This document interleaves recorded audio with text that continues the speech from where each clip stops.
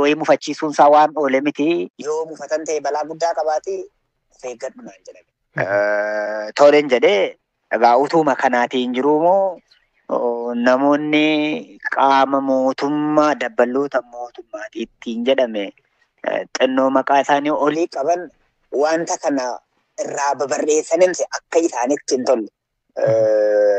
Wanti amma darraatti namichi kana deemaan deemee baase kun akka isaanitti hin tolle waan keessaa fudhachuu hin qabne akka qaban wanti ani godhe kun itti gaafatamummaa akka qabu lafa kaa'e.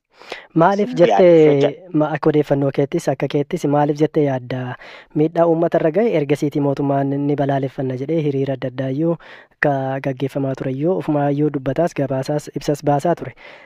Waan ati gootes sanarraatii adda miti waliin faallessu maaliif waan kanatti hin gammanne jettee yaadda? Biyya kana keessa daldaltoota siyaasaatu jira yeroon siin jedhu lagaanillee akka walitti bu'an kan hawwu lammaffaa gammachuun uummataa kan isaan hin gammachiisne daldaltoota siyaasaati warra siin jedhu kun warra wanti uummataadhaa gaafa ga'u qaawwaan uummataa gaafa argamee jedhu dantaa irratti lakkaawwee warra qabantu ture kun biyya kana keessa bubbulanii warra biyya kana keessa jiraatanidha waan ta'eef waan kana argaadhuma dhufne gaafa qaawwoo uummataatti namni uummanni dhimma isaa qabu quba itti qabu isaan sanaatii fi dhibee taate akkuma biyya keessa jirru kan argaa jirru Hacaaluu irratti ilaalleerraa Jaalbattee Urgeessaa irratti argineerraa. Wanti kun namoota itti hin tolle balbala sanarraa namoota nama dhabamsiisuudhaaf dhaabbatantu jira. Kanatu maaliif jettee yaadda itati jettee amaleeffannaan biyya kana keessa jiru kanatu jira.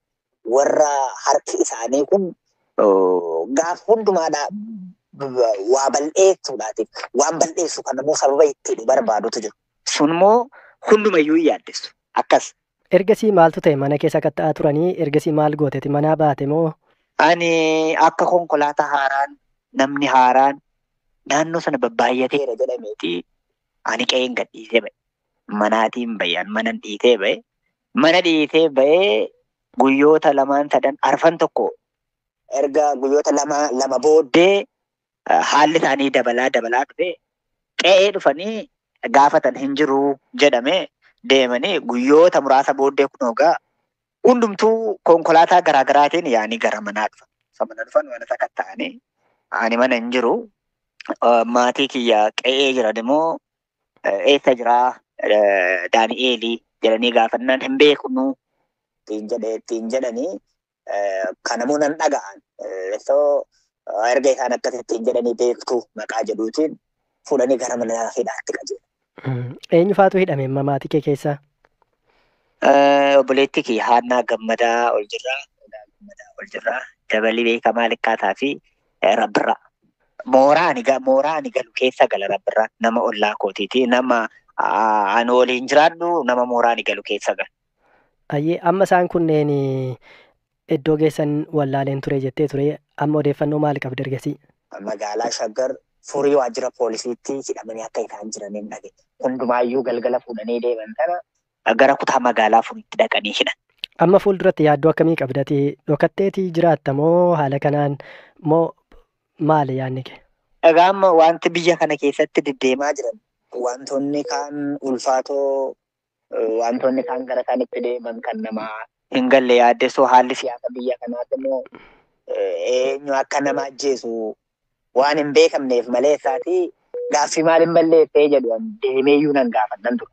Sababni isaa badiin qaba jedhee waan hin yaadneetiif dhugaa uummataa dubbachuun uummanni rakkatee jira jechuun akka inni biyya kana keessatti namoota baay'ee yakkisiise waan hin beekuutiif malee isaati silaa waan hin baqadhu iyyuu hin turre garuu amma baqataa ta'aadhuma biyya abbaa ofii keessa jiraachuudha karoorri kiyya baqataadhuma ta'a badiin qabnu. Garuu rakkoo uummataa dubbanne kun badiidha erga jedhameeti baqataadhuma ta'a waan uummatichaa hojjechaadhuma jiraachuudha hamma jiraachuudha danda'a. Alhamdulillah hidhattoonni faannoo godina Horroo Guduruu Wallaggaa aanaa Muruu keessatti wixata sadaasa 23 bara 2017 raawwataniin lammiileen nagaa 5 ajjeefamuu jiraattonnii fi aangaa naannichaa himaniin namoonni aleellaan irratti raawwatames dargaggoota gabaa daldalanii jiraatanidha akka jedhan bulchaan